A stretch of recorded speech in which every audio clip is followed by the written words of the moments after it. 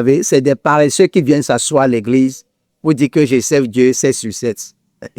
Si vous n'avez pas un travail à faire, je préfère d'aller à Tokpa pour aller vendre Biawata. On appelle le marché au Bénin Tokpa, d'aller vendre Biawata et trouver un cas pour venir servir le Seigneur. Ce n'est pas de venir rester à l'église.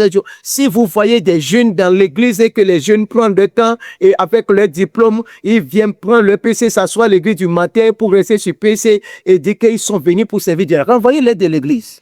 Renvoyez-les de l'église. Il n'a qu'à aller chercher de l'emploi. Qu'il va te dire qu'il n'y a pas l'emploi à ville. Il a de travail en ville. S'il n'y a pas l'emploi à ville, toi, mais tu peux créer un travail.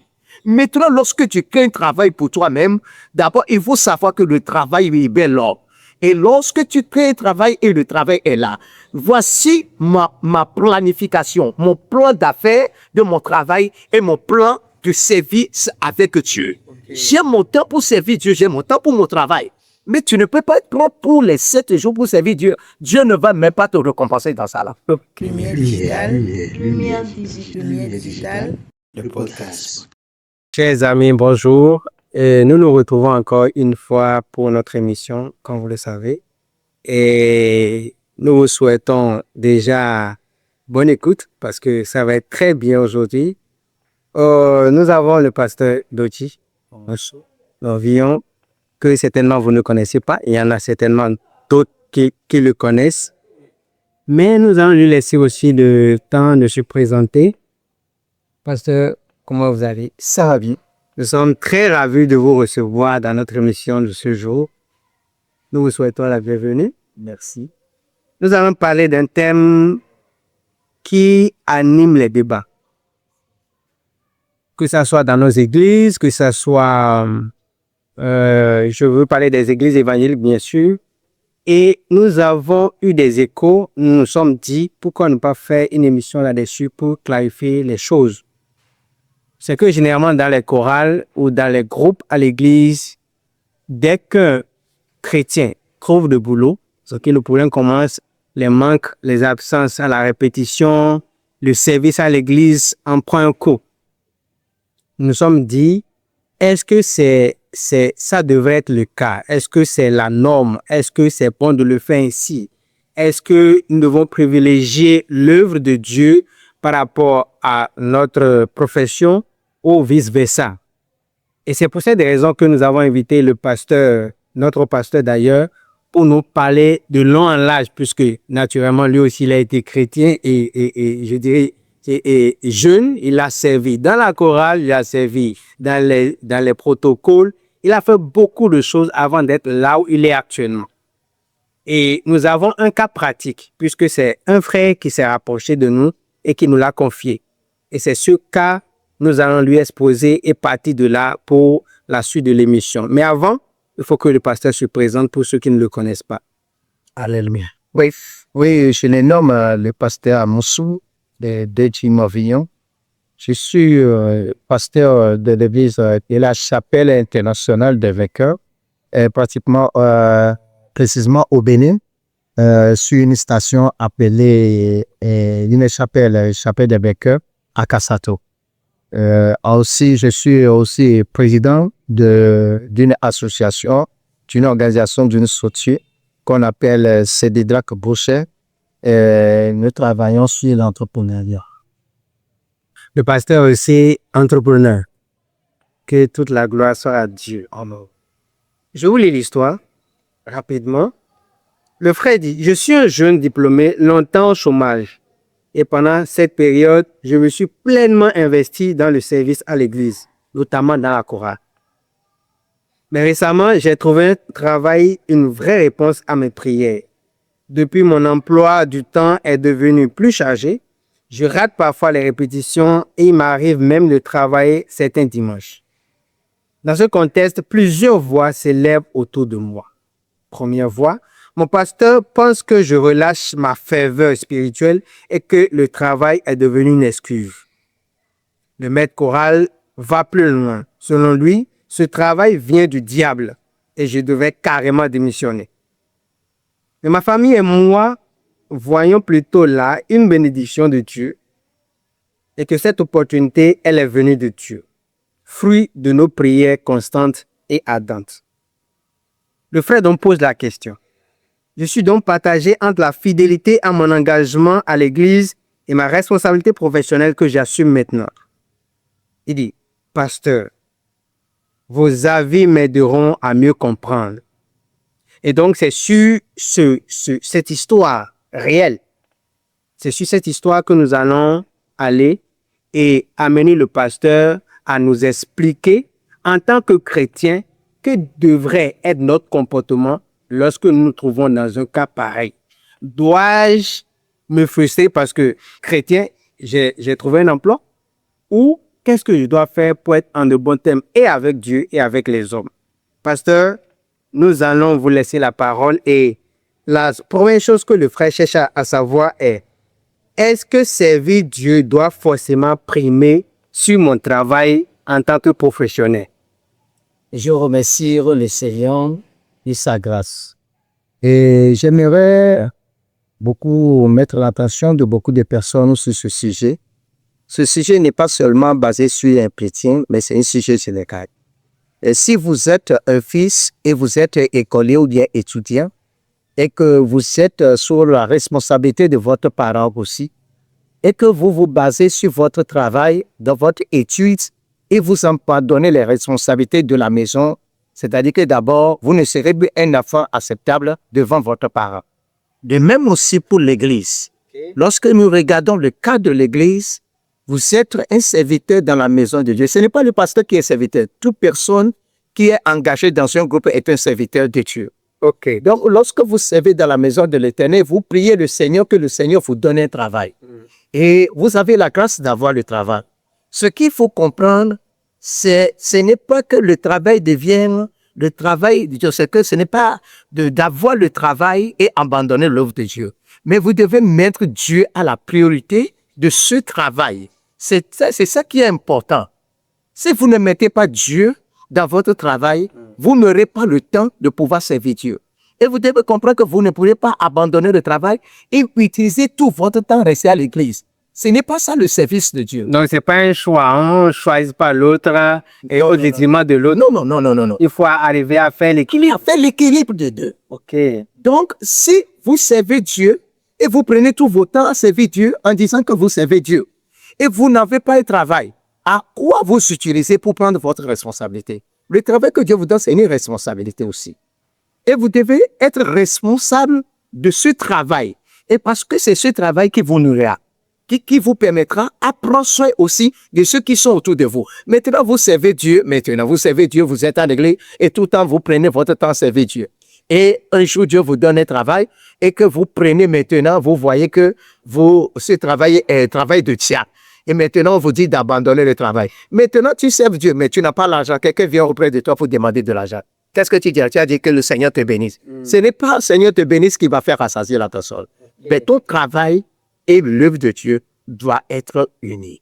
Et lorsque tu prends ton travail, il faut planifier le temps pour ton travail et planifier le temps pour l'œuvre de Dieu aussi. OK.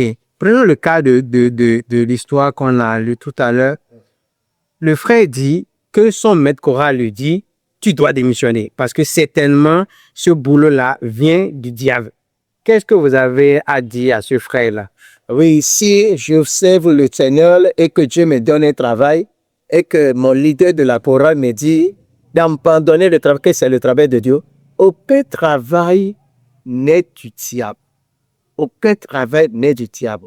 Si c'est la volonté de Dieu et que je prie, je sais que Dieu me donne un travail, c'est à moi de savoir quelles sont les planifications qu'il faut faire pour maintenir le travail et aussi pour maintenir l'homme de Dieu. Maintenant, si le frère me dit d'abandonner le travail, c'est à moi de poser la question, Seigneur, est-ce que c'est la voix du frère qui est ta voix ou bien il y a une autre voix que je dois écouter en dehors de cette voix? Le Seigneur te parlera. Il dit, je bénirai ton pain et je bénirai tes eaux. C'est-à-dire que Dieu bénira le travail que je fais dans sa maison et ce qui bénira aussi mon travail que je fais pour prendre soin de mes besoins. Et donc, il n'y a personne qui te dira que c'est le diable qui t'a donné le travail d'abandonner. Mais c'est toi-même qui diras que ce travail ne me donne pas le bénéfice de pouvoir servir mon Dieu. Je préfère l'abandonner et de suivre et de continuer par prier pour que Dieu me donne le travail. Mais si quelqu'un te dit d'abandonner le travail, c'est la personne qui te nourrira. Non. OK. Donc, ça m'amène à une autre question. Est-ce qu'aujourd'hui, lorsque je suis chrétien, je commence une église, ou bien je reçois le Seigneur, je commence une église, est-ce que ça dit que forcément je dois servir dans l'un des départements de l'église? Je ne peux pas seulement venir à l'église, prier et rentrer chez moi en tant que chrétien? Nous devons comprendre que le service ne s'arrête pas à l'église. Le service pour le royaume de Dieu ne s'arrête pas à l'église. Yes. Lorsqu'on dit que venez servir le Seigneur, il y a le groupe protocole, il y a le brique d'hospitalité, il y a la chorale, il y a des gens qui ne sont pas dans le groupe dans l'église, mais qui servent mieux Dieu que ceux qui servent dans l'église. Et nous devons comprendre cela. Quelqu'un qui prend son temps à prendre soin des veuves, mais les veuves là ne sont pas dans l'église. Ils servent Dieu. C'est un service. Ils jouent le rôle de l'hospitalité. Mais quelqu'un qui prend soin des orphelins, en donnant des fournitures pour ces orphelins, pour que ces orphelins ne soient pas égarés dans les rues. Mais ils prennent soin, ils servent Dieu. OK. Là, il est très important de comprendre que le travail du Dieu ou bien le service, servir Dieu ne s'arrête pas. Donc, le travail pour Dieu, ça ne s'arrête pas uniquement aux quatre coins de l'église. Non, non, non.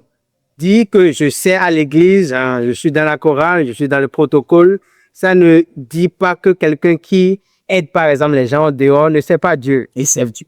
Donc, celui qui fait ce travail-là au dehors, c'est Servent Dieu. OK. Donc, quand on dit service à l'église, donc ne pas regarder uniquement que servir à l'église, c'est servir dans les quatre murs de l'église. Non, non. Donc, c'est ce qu'il faut comprendre. Ça, c'est tout, faut comprendre. OK. Nous allons continuer. Le frère va jusqu'à dire, mon pasteur pense que je relâche ma faveur spirituelle et que le travail est devenu une excuse. Si mon emploi du temps, j'ai besoin de l'argent, j'ai prié Dieu, ma famille en a besoin parce que nous avons des besoins, et que je trouve l'emploi en question. Mais il se fait que l'emploi du temps qu'on m'a imposé au boulot ne me permet pas d'être présent à tous les cultes de la semaine. Et que j'arrive plus à répondre à mes engagements à l'église comme cela se doit. Est-ce que vis-à-vis de Dieu, je commets un péché? Ce que moi je vais dire, vous ne commettez pas un péché. La raison pour laquelle je vais dire que vous ne commettez pas un péché, c'est Dieu, au moment où tu servais Dieu, Dieu connaît tes besoins et Dieu connaît tes situations. Et lorsque tu sers Dieu, Dieu te couvre des portes.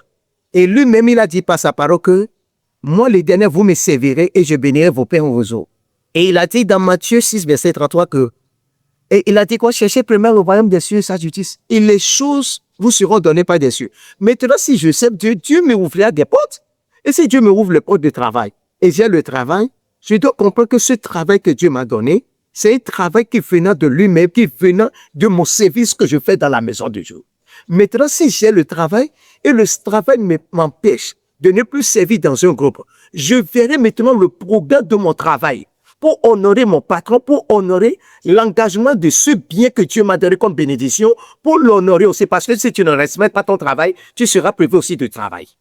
Maintenant, pour honorer maintenant cette bénédiction, pour être discipliné dans ce travail que Dieu m'a donné et pour être aussi honoré auprès de Dieu, alors qu'est-ce qu'il faut faire? Au lieu que je serve dans un groupe, dans la chorale, et je n'ai plus le temps de servir dans le groupe là à cause de mon programme du travail, je peux choisir d'autres groupes pour servir dans la maison selon le plan du travail. OK. Parce que ce qu'on a constaté, justement, et ça, c'est pas le frère qui a posé cette question, la question là, ça c'est venu des autres frères que nous n'avons pas eu le temps de recenser forcément leurs questions. Ce qu'on remarque souvent, c'est que à l'église, c'est le pasteur qui doit te dire, va dans tel département, va servir à tel endroit. Est-ce que de son propre chef, en fonction de son emploi du temps, le chrétien qui se trouve dans une situation pareille peut décider de lui-même aller servir dans un autre département?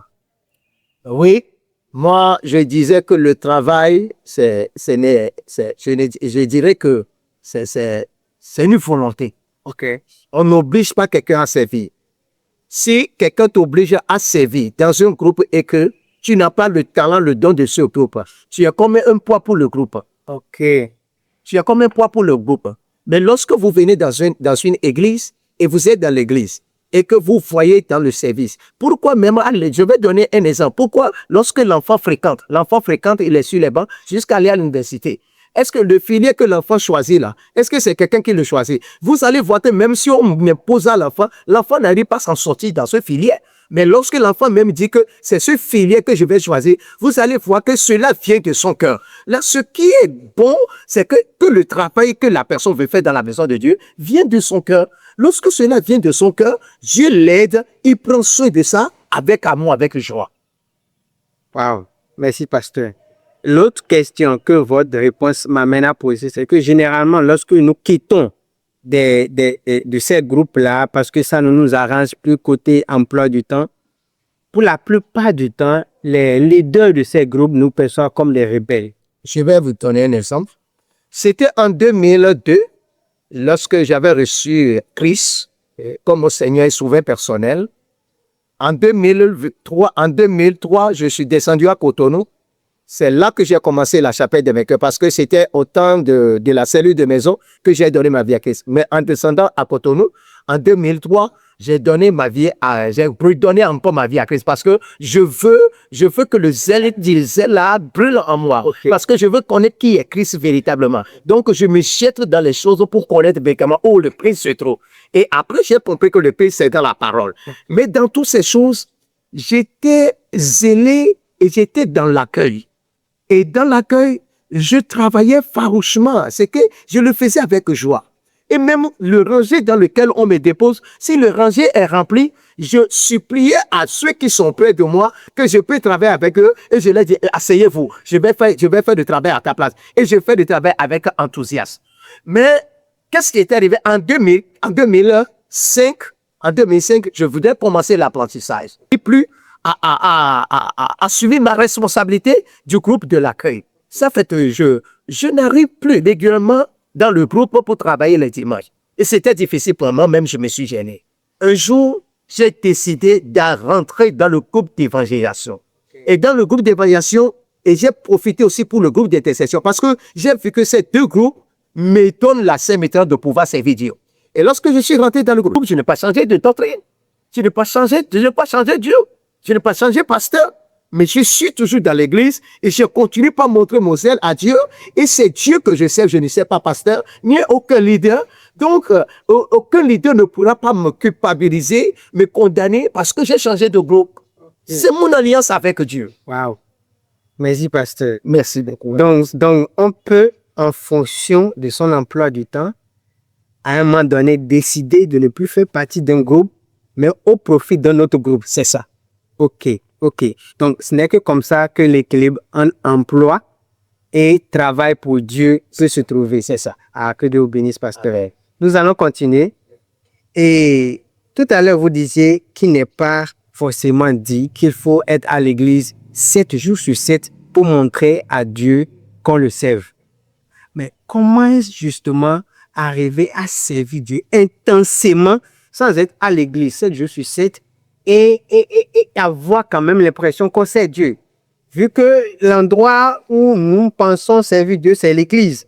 Et qu'est-ce que quelqu'un peut faire? Quel conseil avez-vous à donner à tous ceux qui n'ont pas forcément l'emploi du temps et favorable pour venir à l'église 7 jours sur 7 et ils ont envie quand même de servir Dieu? Quel conseil avez-vous à leur endroit? Ce que moi j'aimerais dire sur ce côté, vous savez, c'est des paresseux qui viennent s'asseoir à l'église pour dire que je sers Dieu 7 sur 7.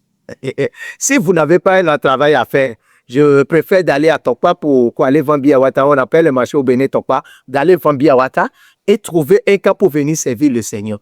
Ce n'est pas de venir rester à l'église. Si vous voyez des jeunes dans l'église et que les jeunes prennent le temps et avec leur diplôme, ils viennent prendre le PC, s'asseoir à l'église du matin pour rester sur PC et dire qu'ils sont venus pour servir Dieu. Renvoyez-les de l'église. Renvoyez-les de l'église. Il n'a pas à aller chercher de l'emploi. Qu'il va te dire qu'il n'y a pas l'emploi à ville. Il a de travail en ville. S'il n'y a pas l'emploi à ville, toi, mais tu peux créer un travail. Maintenant, lorsque tu crées un travail pour toi-même, d'abord, il faut savoir que le travail est bien là. Et lorsque tu crées un travail et le travail est là, voici ma planification, mon plan d'affaires de mon travail et mon plan de service avec Dieu. Okay. J'ai mon temps pour servir Dieu, j'ai mon temps pour mon travail. Mais tu ne peux pas être prêt pour les 7 jours pour servir Dieu. Dieu ne va même pas te récompenser dans ça là. Ok. Dieu ne va même pas te récompenser. D'accord, pasteur. Ok. Et lorsque nous regardons dans une société, lorsque vous travaillez dans une société, vous êtes payé ou bien vous n'êtes pas payé. Vous êtes payé. Mais est-ce que dans la société, vous travaillez 7 sur 7? Vous avez un temps de repos, non? Mais pourtant, votre salaire est au top. Là, vous devez comprendre que vous avez un temps pour servir Dieu. Il y a un temps pour d'autres activités aussi et un temps de... Ah, waouh. Merci, pasteur. Donc, servir Dieu avec chaque acharnement ne veut pas forcément dire être en l'église 7 jours. Non, ça là, c'est des fainéants, ça, c'est le système de fainéantisme. Ok. Merci, pasteur. Une autre question rapidement. On va continuer le cours de l'émission. Il m'arrive parfois de demander à Dieu une chose. Et Dieu me répond. Est-ce que les réponses, surtout en termes de travail, hein, c'est-à-dire que tout à l'heure, le frère disait que le travail l'empêchait de faire l'œuvre de Dieu comme ça se doit.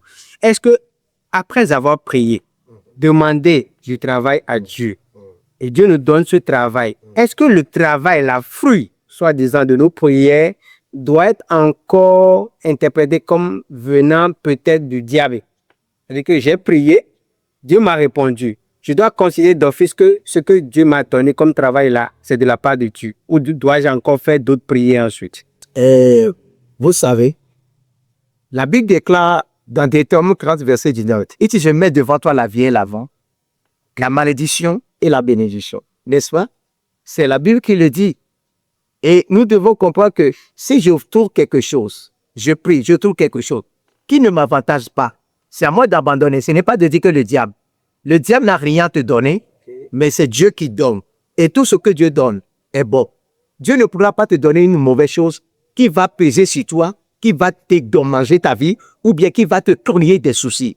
Tout ce que vous voyez, et vous voyez que cela ne vous donne pas de l'avantage, abandonnez cela et être libre. Et continuer le chemin. Donc, nous devons être suffisamment mûrs pour savoir faire des choix. C'est ça. Lorsque je prie, je trouve un emploi et je vois que cet emploi-là ne m'arrange pas du tout, j'abandonne. Et tu cherches d'autres. Ok. Au lieu d'insister, dit, mais c'est pas prophétie, c'est Dieu qui me l'a donné, donc c'est tellement, il a un plan. Donc, vous savez, nous jetons dans les choses avec ignorance en disant que Dieu me l'a donné. Dieu, ce que Dieu veut te donner, Dieu ne te donne pas ça. Il dit que la Bible déclare dans Agé. Il dit Dieu donne. Dieu ne donne pas avec chagrin. Okay. Tout ce que vous voyez, vous recevez. Il y a des chapins dedans, des murmures dedans. Dieu n'est pas dedans. Ok. Ah, et merci, là, il y a une question qui est en train de malmener la jeunesse et j'aimerais avoir votre avis là-dessus. Oui. Je connais, bon, je ne veux pas dire que je connais quelqu'un, mais j'aurais entendu qu'il y a des jeunes ministres qui sont appelés au ministère et qui disent que leur ministère, c'est un ministère à temps plein et que Dieu les a appelés non pas pour travailler, ils ne doivent pas normalement avoir de travail séculier du tout, travail professionnel du tout, mais juste servir Dieu, être uniquement pasteur à l'église et ne rien faire d'autre. Et que c'est le type de ministère auquel Dieu les a appelés ça. Quel conseil vous avez à donner à ces gens? Oui, mon bien-aimé Diac Milias, je te remercie beaucoup pour cette question. C'est une question tellement très pertinente que je vais répondre à cette question par la sagesse de Dieu. Lorsque vous êtes appelé en fonction, et parce que appelé dans l'œuvre de Dieu, c'est comme une fonction, une vocation, un appel. Vous devez comprendre que cette vocation doit être soignée. Si la vocation n'est pas soignée, alors vous-même vous serez malade. Et lorsque la tête est malade, là, le corps est malade. Il y a des choses que les jeunes pasteurs ou bien les hommes de Dieu doivent comprendre, et que Dieu appelle tous ceux qui sont nés de nouveau comme des serviteurs. Si vous êtes appelés pour le ministère et que Dieu vous a confirmé que vous êtes appelés même pour le pasteur en plein temps, tu ne peux pas dire que tu t'es levé en un jour pour devenir pasteur en plein temps. Il faut d'abord être un pasteur à temps partiel, en apprenant maintenant des choses. Si tu n'apprends pas, tu vas détruire ta destinée et détruire le peuple que Dieu t'a confié. Qu'est-ce que je veux dire par là? Si tu vois que tu es appelé et que tu travaillais avant que Dieu t'a appelé, tu n'as pas besoin d'abandonner ce travail. Mais si tu abandonnes le travail et que tu dis que Dieu t'a appelé en plein temps, alors que tu es rentré dans le ministère fraîchement et tu fais le ministère, maintenant, tu attends les fidèles pour venir semer, pour que toi tu prends ces semences pour semer encore dans l'église. Ça, c'est diabolique. Okay. Parce que tu ne travailles pas et tu dépends de l'église. Et ce que tu veux manger, c'est les fidèles qui sèment cela. Le carburant, c'est les fidèles qui sèment l'offrande. Et maintenant, tu veux payer le loyer, c'est les fidèles qui sèment l'offrande. Et tu prends dans l'offrande à toi-même, qu'est-ce que toi-même tu sers? La Bible dit, c'est ce que vous semez, c'est ce que vous moissonnerez. Maintenant, toi, tu ne sèmes rien. Le peuple sera béni, mais toi-même, pasteur, tu serais pauvre. Okay. Et ta vie dépend maintenant de ce peuple. Et ce que ce peuple voulait, il peut te le dire. Et ce qui est bizarre, vous allez voir que ces pasteurs, lorsque eux-mêmes veulent donner l'offrande, ils montent sur l'autel, ils donnent des paroles, ils donnent des versets bibliques pour tourmenter le peuple. Après avoir tourmenté le peuple, ils n'enlèvent pas la main avec les enveloppes. Et c'est le peuple qui enlève leur main avec les enveloppes. Et c'est le peuple qui dépose. Eux-mêmes ne déposent pas. Il est en train de maudire le peuple. Toi-même qui es la tête, tu ne donnes pas. Et c'est le peuple qui donne. Et l'onction court de haut, l'onction ne court pas de bas. Toute l'onction qui court de bas, c'est une malédiction. L'onction court de haut. Mais si toi-même tu ne donnes pas, c'est que tu cours l'onction de malédiction sur le peuple. L'onction de pauvreté sur le peuple. Donc, c'est le pasteur qui doit montrer le bon exemple. Le bon exemple. OK. Donc, c'est pas parce qu'on est pasteur qu'on a cessé d'être chrétien. Parce que le pasteur est d'abord chrétien avant d'être pasteur. Avant d'être pasteur. Donc, il doit se comporter comme un simple chrétien d'abord. C'est ça. Et être sûr que vis-à-vis de Dieu, il a de bons thèmes. C'est ça. Avant maintenant de pouvoir bien assumer son rôle de pasteur. C'est ça. OK. C'est ça. Parlant de l'Église et de ses finances, est-ce que selon vous, c'est bon de mélanger son argent à l'argent de l'Église et vice-versa? On dit l'Église. Tu travailles dans une société et tu as l'argent, ton propre argent, peut-être ton salaire. Et tu prends le salaire que ton patron t'a donné, tu viens maintenant verser dans l'argent du patron. Ce n'est plus ton argent, hein? C'est l'argent du patron. Si c'est l'argent est devenu l'argent de ton patron, tu n'as plus le droit de toucher. Là, vous ne pourriez pas mélanger votre argent avec l'argent de Dieu. Tout ce que nous donnons à Dieu. Et dans une église, il n'y a pas de crédibilité dans les finances de l'église aujourd'hui. Il n'y a plus de crédibilité. Il y a des hommes de Dieu qui ne jouent pas la crédibilité dans les semences de l'église. Et une fois, le père Bishop David Lepo a donné un témoignage qu'on l'a invité à aller prêcher à quelque part. Et lorsqu'il était parti pour prêcher, il a fini de prêcher, on ramasse tout l'argent dans un sac. Dans un sac. Et ce n'est pas le sac, c'est le sac de quoi? Dangote, le sac de Dangote, et c'est rempli. Et le pasteur a dit, déposez ça dans mon arrière, dans ma arrière. On nous a déposé dans ma arrière. Et le pasteur Bishop était dans la voiture avec lui. Arrivé à un niveau donné, il a garé la voiture, et Bishop dit, il y a un problème, et il dit non, que je vais payer pain. Et il dit à sa femme d'ouvrir le sac de l'offrande qui était déposée dans ma arrière, et de prendre l'argent pour lui payer du pain. Et le pasteur dit, Bishop dit, comment tu peux dire à ta femme de mettre l'argent, la mettre dans l'argent de l'église? C'est l'argent de l'église, ce n'est pas ton argent. Mais si tu veux mettre la main dedans, c'est que tu es en train de provoquer de malédiction. Automatiquement, Bishop était descendu dans sa voiture. Vous voyez? Donc, vous devez comprendre que l'argent de l'église, ce n'est pas ton argent. Et le pasteur et le chrétien doivent savoir faire l'équilibre entre le travail professionnel et le travail à l'église. Travailler avec l'église ne vous dispense pas. Non, ne vous autorise pas à vous accrocher uniquement à l'église et laisser le travail. Je vais vous dire quelque chose. Est-ce que c'est les 24 sur 24 vous, ou bien 7 sur 7 vous prenez les fidèles à l'église? Est-ce que vous prêchez 7 sur 7 jours? Est-ce que vous restez à l'église 7 sur 7 jours? Tu as le temps de regarder télévision à la maison. Tu as le temps de regarder portable à la maison. Prends ce temps à aller travailler. Prends ce temps à aller travailler. Wow. Au lieu de prendre le temps de regarder feuilleton, toi, pasteur, prends ce temps à aller travailler et prends le temps pour aller faire un travail de l'église et pour que les choses soient équilibrées. Ne te mets pas au dos des fidèles. On va travailler pour Dieu, mais qu'il faut aussi avoir un travail avant. Que Dieu nous bénisse. Amen. Et c'est vrai si vous avez un mot de la fin. Oh, je remercie le Seigneur et je lui donne toute la gloire pour ce programme et je suis tellement trop ému d'être invité d'abord pour cette émission et je remercie beaucoup celui qui a la vision et aussi tous ses compagnons dans cette vision. Et je prie que le Seigneur va faire évoluer cette vision et cette vision va prospérer au nom de Jésus-Christ. De même que je prie pour tous ceux qui nous écoutent, que le Seigneur va les soutenir. N'abandonne pas la maison de Dieu, aussi n'abandonnez pas son travail. Personne ne prendra pas une responsabilité ou bien vos responsabilités à votre place. C'est ta responsabilité qui te libère. Lorsque vous ne prenez pas votre responsabilité, vous allez souffrir dans la vie. Satan n'a plus le pouvoir sur quelqu'un. Mais c'est vous-même, lorsque vous êtes ignorant, négligent, paresseux, vous deviendrez Satan pour vous-même. Parce que Dieu nous a déjà libérés.